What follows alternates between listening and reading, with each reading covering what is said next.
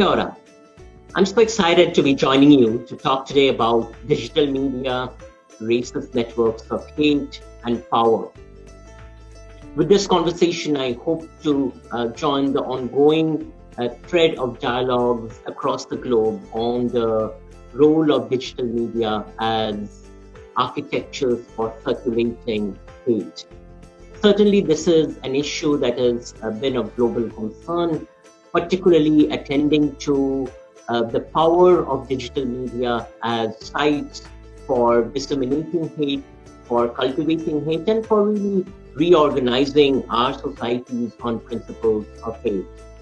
What I hope to achieve through this conversation is to really center the idea of power and foreground the ways in which power impacts the creation of hateful material, the circulation of hateful material, and really building networks of profiteering from hate.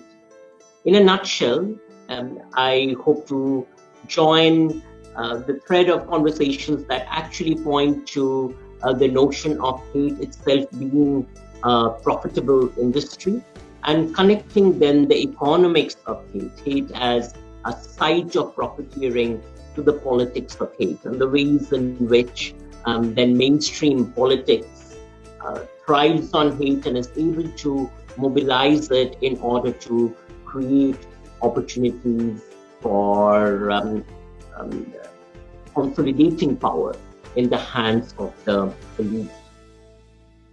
So we will begin by looking at the question and the context of digital media particularly. In talking about digital media, I will draw upon the fieldwork that I have been conducting and that CARE has been carrying out in India within the context of India's digital margins, as well as within the context of the massive growth of Islamophobia across India, particularly seeded by the digital architectures. I will then attend to the ways in which logics of digital media create openings for profiteering and actually support an entire industry that goes all the way from small-scale producers of hate to large transnational corporations that profit across the gamut from the circulation of hate.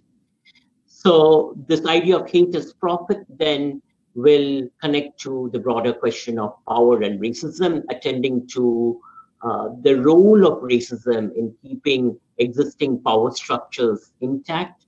So centering the question of power and control in the conversation on digital media, hate and racism really points toward the role of media architectures and media infrastructures in serving the political and economic elites.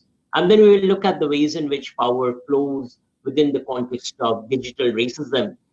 So in that imaginary of digital, what we actually witness empirically is that the networks of flows of conversations, of images, of postings on WhatsApp, on Twitter, actually work toward consolidating power. So broadly then, I will wrap up with the argument that contrary to the more utopian narratives about digital media being emancipatory and bringing about democracy, that what really we witness is that digital media have worked to reproduce the existing power inequalities in society, reproducing these power inequalities and working to entrench power in the hands of hegemonic actors. Now let's begin with the narrative of digital media as sites, spaces, and resources of democratization. This narrative, of course, we saw it speak around the time of the uprisings within the context of Arab Spring, within the context of the number of resistance movements that we witnessed across the globe. And in this particular narrative, and you certainly see quite a bit of this reproduced uncritically in the communication literature, digital media are celebrated as democratizing spaces that empower or give power to everyday citizens and enable their participation in democratic processes, in processes of change. So at a broader level, this argument works somewhat like this, that within the context of controls over media sites held by hegemonic actors, within the context of authoritarian regimes, for instance, when we discuss the role of the dominant media being controlled, digital media then are seen as emancipatory sites, as spaces for resisting and challenging the hegemonic status quo, and for democratizing participatory spaces. So really, participatory opportunities are opened up with the growth and proliferation of digital media. Now, of course, this narrative has worked well with the digital media industries as well, with Google, IBM, Facebook claiming an emancipatory role within the context of global social movements and global social change processes. In fact, spending significant amounts of investments in training activists and training advocates across the globe on principles of democracy and democratic participation. So uncritically celebrated, this idea really refies and reproduces the techno-deterministic logic that digital media bring about transformations. They bring about democracy, and greater the penetration of digital media across the globe, the greater the opportunities for democracy. So technologies of digital media democratize. So within this backdrop, then, I would like to ask the question of the ownership of digital media and digital resources, and connect this to the broader interrogation of technology capital. So these digital media and their narratives of democracy and emancipation often obfuscate the empirical evidence that most digital media architectures, platforms, infrastructures are owned by large transnational corporations. In fact, these are some of the largest transnational corporations across the globe. And these corporations profit from the securing of audiences that participate on these digital platforms. In this sense, of course, democracy is profitable, or we should say that one particular idea of democracy through participation on these platforms is profitable. They drive the advertising revenues of technology capital, as well as they create tremendous opportunities for market segmentation, market profiling for psychographic research and psychographic profiling, and the targeting of audiences. So digital media, in this sense, then really are sites for consolidation of power, in the context of the consolidation of power to serve the logics of capital, to secure audiences and the base that is necessary to be sold to transnational corporations to generate profit, but also in terms of serving as resources for surveillance, where these digital technologies of participation are also pretty much the same technologies that are utilized in order to surveil our everyday behaviors, in order to codify these behaviors, and then to target us by messaging that is actually anchored in gathering our data.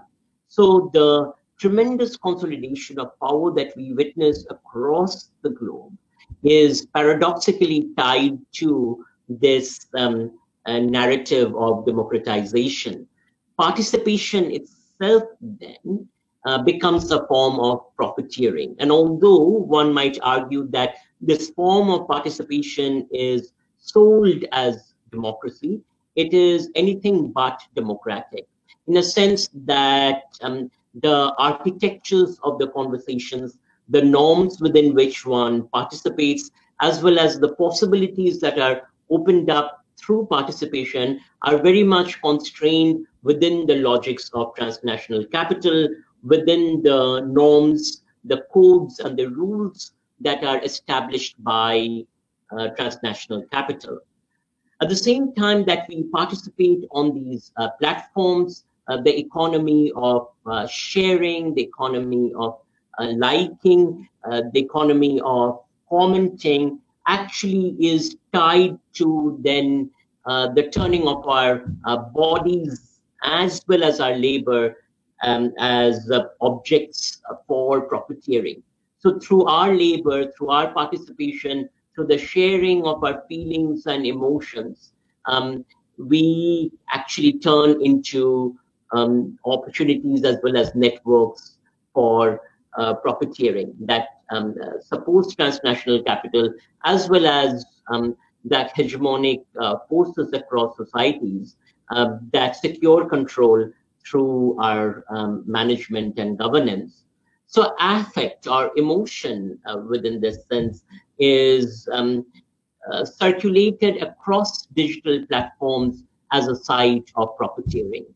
The capacity to extract profit and to optimize it is intrinsically tied to the ability of these networks and platforms to generate affect, to speak to affect, and then to be able to circulate affect across the platform. So greater the affect that is generated, greater the profits that are generated for transnational corporations.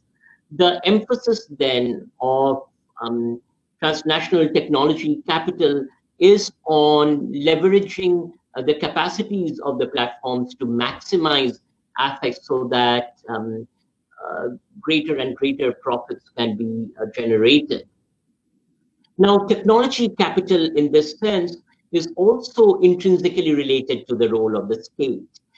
Unlike the propaganda of neoliberal capital that projects the market as a space that freely moves and is emancipatory without the intervention of the state, the market for technology capital thrives on the role of the state in supporting it, in consolidating it, and in perpetuating its control. So there is harmonious relationship, a symbiotic relationship between state and the technologies of capital. First and foremost, digital technologies, any technology platform that we work with are platforms of surveillance. And these surveillance-based information, the data points that are gathered through surveillance are easily turned into dominant state actors for them to assert their forms of control. So when we consider the possibilities of our democratic participation, we have to critically interrogate the role that these participatory forms play in terms of supporting these technologies of surveillance and actually enabling these technologies to map us out, to map participation out so that we can be better controlled. States are also sites of violence and once again enabled by digital technologies in terms of gathering data based on our bodies, based upon our participation, and then deploying this data to control us. At the same time, the state formations that I've been speaking of enable technology capital. So it is really through the participation of the state and through a variety of policy frameworks that the movement of technology capital is enabled. And through this process of being enabled by technology capital enables the state. And that's why the back and forth symbiotic relationship. So within this structure of state, power, transnational corporations, and digital technologies, digital hate becomes a form of monetizing racism. So when we consider the deep-seated inequalities that are built in societies, often drawing upon prejudice held by the majority toward minorities, these prejudices can actually be exploited in order to serve the agendas of hegemonic political actors. Now, the technology here, the digital technology, comes in as a resource or as an architecture that enables powerful political actors to draw out data, to use the data for the purposes of targeting, and to run campaigns, to run messaging that targets us, often deploying the narrative of hate, often speaking to the prejudice of the majority toward minorities. So in that sense, the political economy of hate is tied to the profitability of hate. Hate is profitable. The more hate moves through digital platforms, the greater revenues it generates, as well as the greater opportunities it generates for the consolidation of political power. So when you think about it from this kind of a framework, and you consider the various initiatives that are put forth by nation states in terms of regulating participation on digital platforms, you must carefully attend to this idea that the political actors that form the infrastructures of the state, in fact, profit from the circulation of prejudice, circulation of hate, and the deployment of hate in order to generate political opportunities. And this really forms the basic infrastructure of the hate industry. So the hate industry is a highly profitable industry that is globally distributed and that works through various networks of production and circulation to generate hate, to seed it, and then to magnify it across digital spaces. This then becomes the basis for political profiteering, such that political parties that are able to target audiences on the basis of hate by invoking hate are able to then capture the political market space. So power consolidates the sites of profiteering when we consider the question of digital hate. Certainly, I see this in my field work within the context of Islamophobia in India, that Islamophobia is actually seeded and circulated by a wide range of organizations, right from small-scale cottage industries of hate to the Prime Minister of India, Mr. Narendra Modi, all of whom across the spectrum profit from the marketing of Hindutva. Hindutva is a specific ideology of Hinduism that works by positioning Hinduism in opposition to Islam primarily, also somewhat in opposition to Christianity, and then projects this narrative of Hinduism in crisis in order to then generate messages of the Hindu revival, which becomes the basis for the political narrative of the ruling Bharatiya Janata Party. So when you look at the hegemony of the BJP, much of it is connected to the capacity of the BJP information technology cell to seed and circulate hate toward Muslims, particularly through digital networks and digital infrastructures. And one would argue that this digital network of hate, whether it is on WhatsApp or whether it is on Twitter, really forms the basis for the ascendance of the BJP and the political power it holds, but also in terms of its ability then to transform the entire Indian society in the logics of hate. So digital technologies in this instance work as the new frontiers of consolidation by the continuous repeating of narratives of hate, by the continuous circulation of the narratives of hate, and by the penetration of these narratives into the everyday spaces of living and livelihood through the digital networks. We actually see the consolidation of power. Digital technologies at the same time that they do this are also the new sites of precarization. So in India, while doing my field work, for instance, I find it quite powerful to witness the extent of precarization reported by India's Muslims living in a climate of fear, living in a climate of anxiety, living with the perpetual sense that one might be attacked, that one might be the target of a mob, that one might be lynched, with the false narrative of eating beef. So misinformation in this sense that is circulated to catalyze hate is also disinformation. So those in power actively seed misinformation in order to profit from it. To conclude then, what I would like to point to is that the digital networks of hate that we see across the globe are tied to positions of power. They have a fundamental economic logic that constitutes them, and they serve as the basis of creating specific state formations that entrench the power of capital. Thank you so much for joining.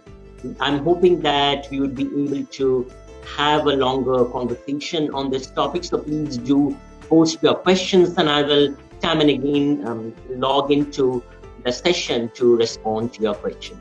Thank you so much for participating.